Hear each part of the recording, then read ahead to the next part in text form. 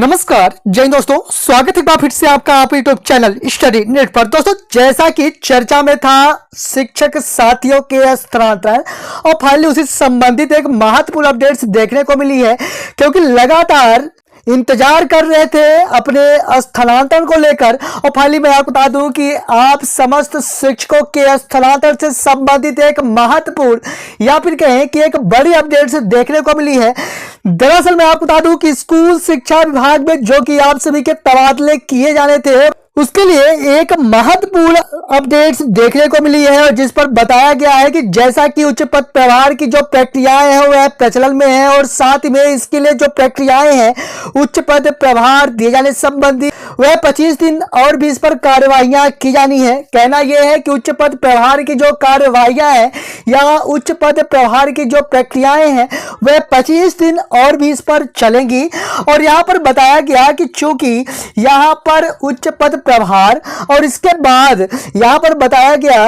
कि यह देखा जाएगा कि उच्च पद प्रभार होने के बाद कितनी विभाग अंतर्गत वैकेंसियां हैं जो खाली पड़ी हुई हैं, और यहां पर खाली वैकेंसियों पर एनालिसिस किया जाना है। और चूंकि जैसा कि आप जानते हैं कि उच्च पद प्रभार की प्रक्रियाएं लगातार चल रही हैं, और जिससे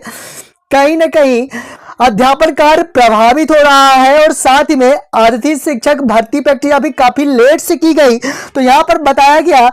कि फरवरी में बोर्ड परीक्षाएं हैं, और इसके साथ ही लोकल परीक्षाएं भी यहाँ पर शुरू की जानी है, यानी रिजल्ट सुधार का कार्य भी किया जाना है। पढ़ाई को लेकर लगातार फोकस भी किया जाना है, और जिसके कारण यहाँ पर तबादलों की जो प्रोसेस है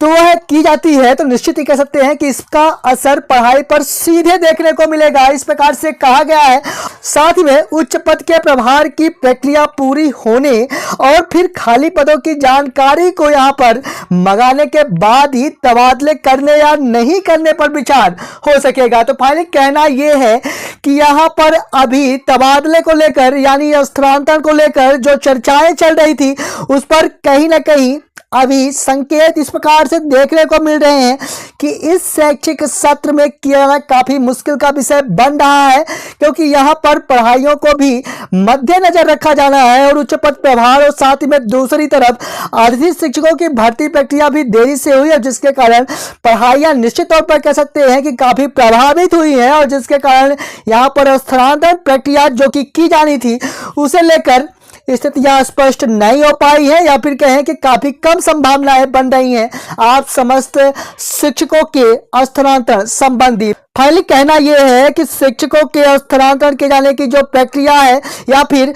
शिक्षकों के स्थानांतरण को जो मंजूरी मिलनी थी उसके अब चांसेस काफी कम बन रहे हैं, क्योंकि यहाँ पर उच्च पद प्रभार की प्रक्रिया उपरांत अध्यापन कार्य भी किया जाना है, जिससे बच्चों की पढ़ाई ना हो, और इसको ध्यान रखते हुए यहाँ पर इस प्रकार का निर्णय लिया जा रहा है कि आगामी समय के लिए स्थानांतरण संबंधी कोई रूपरेखा निर्धारित नहीं की जा रही है। हालांकि और भी कोई अपडेट मिलती है सही अपडेट के साथ ही लेके आते रहेंगे, लेकिन फिलहाल मैं आपको बता दूं कि स्थानांतरण संबंधी जो आप सभी के लिए प्रचलन था वह फिलहाल अब स्थानांतरण के जाने के संकेत दिखाई नहीं दे रहे हैं। और भी कोई अपडेट्स मिलती है सही अपडेट के साथ ही लेके आते रहेंगे, लेकिन अगर आप पहली बार चैनल विजिट किए हैं चैनल को सब्सक्राइब जरूर करें। मिलेंगे आप संबंधित एक और नई वीडियो के साथ, तब तक के लिए धन्यवाद।